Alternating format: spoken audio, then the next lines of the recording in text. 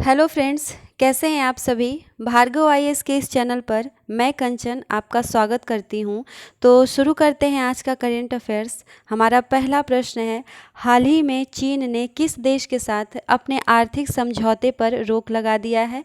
हमारे ऑप्शंस हैं Bharat, Australia, UAE या फिर ब्रिटेन। तो इसका सही जवाब है ऑस्ट्रेलिया। चीन ने ऑस्ट्रेलिया के साथ सभी व्यापारिक वार्ता एवं सामानों के आयात पर भी रोक लगा दिया है। आपको बता दें कि पिछले महीने ही ऑस्ट्रेलिया ने बेल्ट एंड रोड इनिशिएटिव के 2 समझौतों को रद्द कर दिया था। यह उसी का परिणाम बताया जा रहा है। हमारा अगला प्रश्न है, रूस की एक नई वैक्सीन जो 1 डोज वाली है तथा 79.4 प्रतिशत कारगर है, उस वैक्सीन का नाम क्या है। हमारा ऑप्शंस है Sputnik Light, Sputnik V, Sputnik V 1 या फिर स्पुतनिक राइज।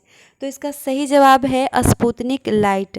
दावा किया जा रहा है कि इसका 1 डोज ही कोरोना के गंभीर मामलों में यह कारगर साबित हो सकता है।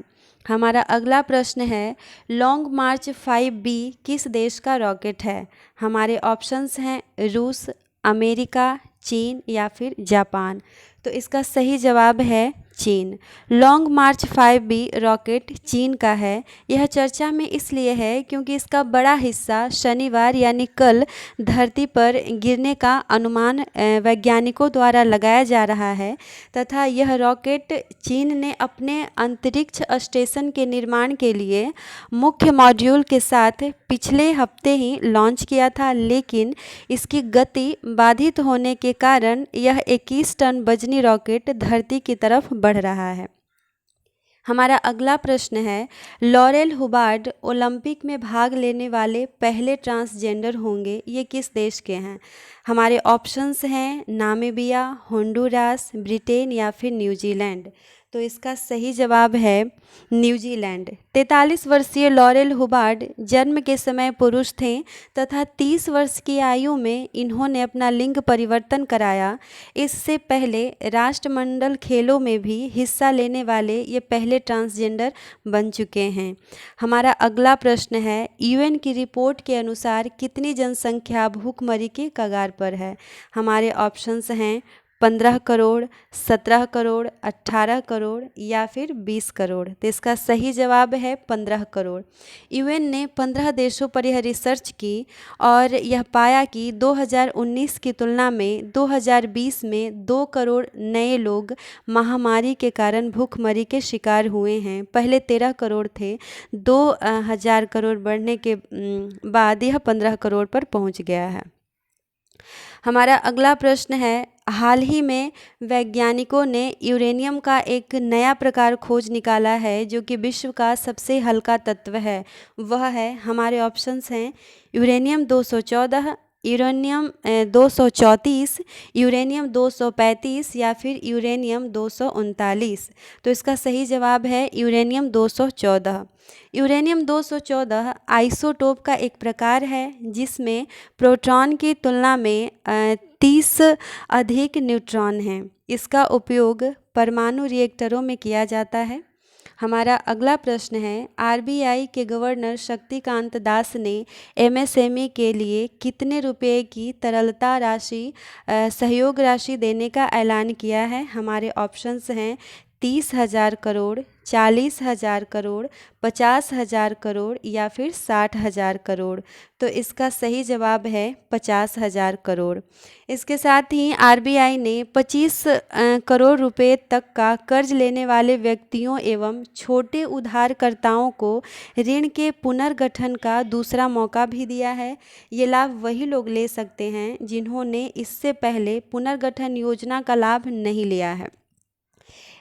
इसके साथ ही इसमें वैक्सीन के आयातक, ऑक्सीजन वेंटिलेटर के मैन्युफैक्चरर्स और सप्लायर्स आदि के लिए ये सुविधाएं दी गई हैं। हमारा अगला प्रश्न है, किस देश में 50 से अधिक उम्र वालों के लिए कोविड वैक्सीन की तीसरी डोज लगाई जाएगी। हमारे ऑप्शंस हैं भारत, अमेरिका, ब्रिटेन, इजराइल। तो इसका सही जवाब है ब्रिटेन। ब्रिटेन बूस्टर प्रोग्राम के तहत कोरोना को जड़ से खत्म करने का प्रयास में जुटा हुआ है। ब्रिटेन इस प्रोग्राम के तहत दो चीज़ें कर रही हैं। पहली, ब्रिटेन में कोविड के जो वेरिएंट हैं SARS-CoV-2 उस वायरस से लड़ने के लिए टीके लगाना, तथा दूसरा, जो वैक्सीन विकसित हो गई हैं उनमें से किसी एक वैक्सीन को तीसरी डोज के रूप में लोगों तक पहुंचाना। हमारा अगला प्रश्न है, ऐसी विदेशी कंपनियां जिनकी भारत में फिजिकल प्रेजेंस नहीं है लेकिन भारतीय ग्राहकों से आय प्राप्त होती है, उनसे डिजिटल टैक्स लिया जाएगा। यह टैक्स कब से शुरू हो रहा है? हमारे ऑप्शंस हैं जुलाई 2021, अक्टूबर 2021, अप्रैल 2022 या फिर जुलाई 2022। तो इसका सही जवाब है अप्रैल 2022। गूगल, फेसबुक, अमेजन, नेटफ्लिक्स जैसी विदेशी कंपनियां अप्रैल 2022 से भारतीय टैक्स के दायरे में आ जाएंगी। ये टैक्स संशोधित द्विपक्षीय टैक्स संधि के तहत लिया जाएगा। हमारा आज का अंतिम प्रश्न है, हाल ही में भारत और ब्रिटेन के बीच हुए व्यापार समझौते में व्यापार को दुगना करने का लक्ष्य कब तक के लिए रखा गया है? हमारे ऑप्शंस हैं 2025, 2027, 2028 या फिर 2030। तो इसका सही जवाब है 2030। भारतीय प्रधानमंत्री नरेंद्र मोदी और ब्रिटिश प्रधानमंत्री बोरिस जॉनसन के बीच वर्चुअल बैठक में हुए व्यापार समझौते में 2030 तक व्यापार को दुगना करने का लक्ष्य रखा गया है, तथा इससे 25 हज़ार नई नौकरी के अवसर प्राप्त होने की बात कही जा रही है।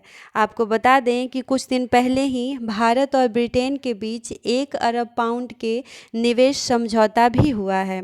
तो आज का करंट अफेयर्स हम यही समाप्त करते हैं। मिलते हैं अगले वीडियो में नए न्यूज़ के साथ। तब तक के लिए बाय एंड धन्यवाद।